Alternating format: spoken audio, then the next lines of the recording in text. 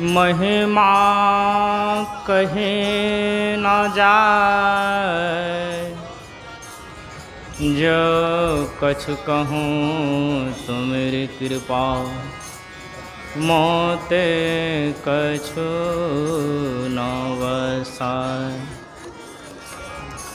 अव्यक्त रूप में कृपा के समुद्र, मनुष्य के रूप में ईश्वर, जिनका वचन महामोह घोर अंधकार राशि को नाश करने के लिए सूर्य की किरणों का समूह है। संत सतगुरु महर्षि में ही परमहंस जी महाराज की चरणों में कोटि कोटि नमन, और महर्षि संत सेवी परमहंस जी महाराज की चरणों में कोटि कोटि नमन। अपने निवास में विराजमान संत मत के वर्तमान आचार्य श्री की चरणों में नमन।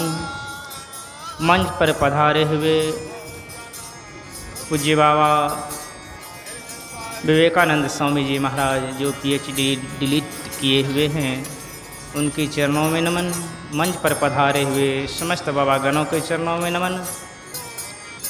आदरणीय सज्जन वृंद तथा आदरणीय भक्तमती माताओं एवं बहनों, सभी के अंतर आत्मा में सदा विराजमान रहने वाले उस परम प्रभु परमात्मा को नमन, जो सदा साथ और सर्वत्र है। अभी हम लोग श्री रामचरितमानस सप्तम सोपान उत्तर कांड से सुन रहे थे। जब ते राम प्रताप खगेसा, उदित भयं अति प्रबल दिनेशा, पुरी प्रकाश रहूं तिहु लोका, बहुतन सुख बहुतन मन शोका, जिन्हीं शोक ते कहूँ बखानी, प्रथम अविद्या निशान नशानी। यह बात उस समय की है जब भगवान श्री राम 14 वर्ष वनवास काल व्यतीत कर अयोध्यापुरी आते हैं। वहाँ पे अपने राजगद्दी को संभालते हैं। वहाँ के जो जनता थे वे सभी सुखी संपन्न से भरपूर हो गए। जो उनकी हृदय में व्यथा थे कि राम वनवास में हैं, वे पुनः लौट गए, वे सुखी हो गए। उनको सुख महसूस होने लगा, शांति महसूस होने लगा। और जो भी दुष्ट लोग वहाँ पे समझिए कि प्रवेश किए थे, वे सारे के सारे वहाँ से भाग गए। अगर उल्लू को जहाँ तहाँ लुकाने, काम क्रोध कैरव सब चाने। यानी ये अंतर की बात है।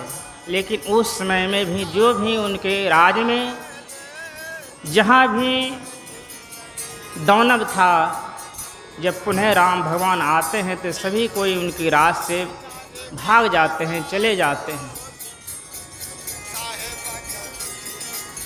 संत सतगुरु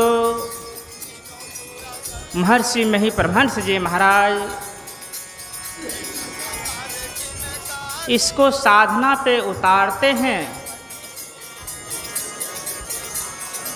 जो व्यक्ति सत्संग और ध्यान निमित्त रूप से नित्य प्रतिदिन करते हैं,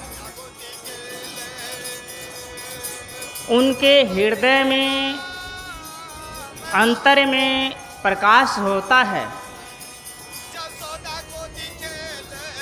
प्रकाश होने पर उनके सामने जो अंधकार था वे नष्ट हो जाता है। प्रकाश दिन और रात उनके सामने प्रकाश ही रहता है। वे सुखी हो जाते हैं, शांति में जीने लगते हैं। काम क्रोध लोभ मोह अहंकार जो उनकी थी वे सारे के सारे उनको छोड़ के भाग जाते हैं, उनके हृदय से नष्ट हो जाते हैं, दूर हो जाते हैं, जिनके अंतर में प्रकाश होता है।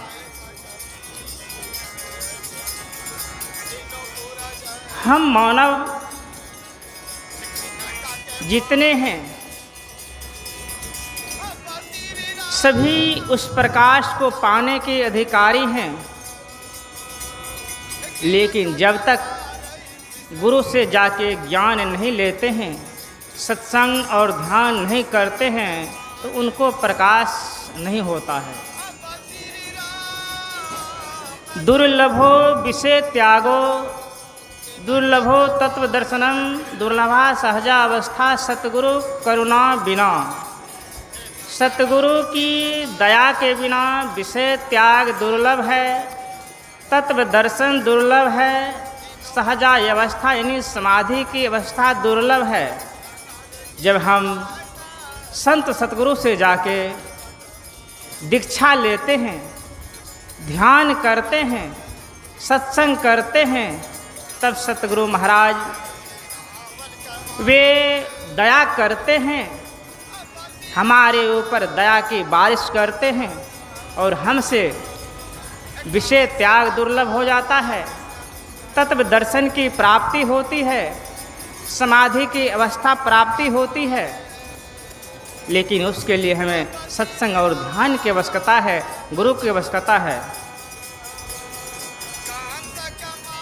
उपनिषद में आया है, देहस्था सर्व विद्याश्च देहस्था सर्व देवता देहस्था सर्व तीर्थानि गुरुवाक्येन लभ्यते। इस देह में सभी विद्या भरा पड़ा है, सभी देवता विराजमान है, सभी तीर्थें हैं, लेकिन जब तक कोई व्यक्ति गुरु से जाके ज्ञान नहीं लेता है, तब तक उसको ये सारी बातों की जानकारी नहीं होती है। और आगे आया है, बिंदु नादम महालिंगम शिव शक्ति निकेतनम देहम शिवालय प्रयुक्तम सिद्धिदम सर्वदेहिनाम। बिंदु नादम महालिंगम विष्णु लक्ष्मी निकेतनम देहम शिवालय प्रयुक्तम सिद्धिदम सर्वदेहिनाम। जिस तरह से हम किसी मंदिर को निर्माण करते हैं, किसी देवालय को निर्माण करते हैं, किसी शिव मंदिर को निर्माण करते हैं और निर्माण करके उसमें पूजा पाठ करते हैं, अच्छे मन से पवित्र मन से जाके उस मंदिर में ध्यान करते हैं, सत्संग करते हैं, उसी तरह यह सर्वश्रेष्ठ मनुष्य का शरीर परम प्रभु परमात्मा ने मंदिर के रूप में बनाया है और इस मंदिर में सत्संग ध्यान को सर्वश्रेष्ठ बतलाया गया है। जो इस मंदिर में मनुष्य तन में आके सत्संग और ध्यान करता है, वही सर्वश्रेष्ठ प्रधान्य मनुष्य है, अन्यथा नहीं। 84 लाख प्रकार के योनि है, आकर 4,84,000 जोनि भरमत यह जीव अविनाशी। फिरत सदा माया कर प्रेरा काल कर्म स्वभाव घेरा। जो मनुष्य शरीर में आके सत्संग और ध्यान नहीं करते हैं, परम प्रभु परमात्मा की प्राप्ति करने के लिए यत्न नहीं करते हैं, वे मानव के अलावा जो योनि है उसमें चले जाते हैं और अनेकों प्रकार के दुस्सह दुखों को भोगते हैं, कष्टों को झेलते हैं, रात हो दिन हो रोते रहते हैं। जो सत्संग ध्यान नहीं करते हैं, वे व्यक्ति जो सत्संग ध्यान करते हैं, उनके लिए गुरु महाराज कहते हैं, जो सत्संग ध्यान नियमित रूप से करते हैं, भले उनकी शरीर सत्संग भजन पूरा होने से पहले छूट जाता है तो उनको फिर परम प्रभु परमात्मा ने किसी श्रीमान के घर में जन्म देता है और कोई महापुरुष, कोई बाबा लोग, कोई सर्वश्रेष्ठ व्यक्ति जाके उनको सत्संग और ध्यान के विधि बताते हैं और वे सत्संग ध्यान करने लगते हैं। तब तक, जब तक कि परम प्रभु परमात्मा में नहीं मिल जाते हैं, तब तक उनको मनुष्य शरीर ही मिलता है। इसलिए हम लोग जितने मनुष्य हैं सभी कोई उस परम प्रभु परमात्मा के पाने के अधिकारी हैं। जितने मनुष्य तनधारी हैं प्रभु भक्ति कर सकते सभी, अंतर वो बाहर भक्ति कर घटपट हटाना चाहिए।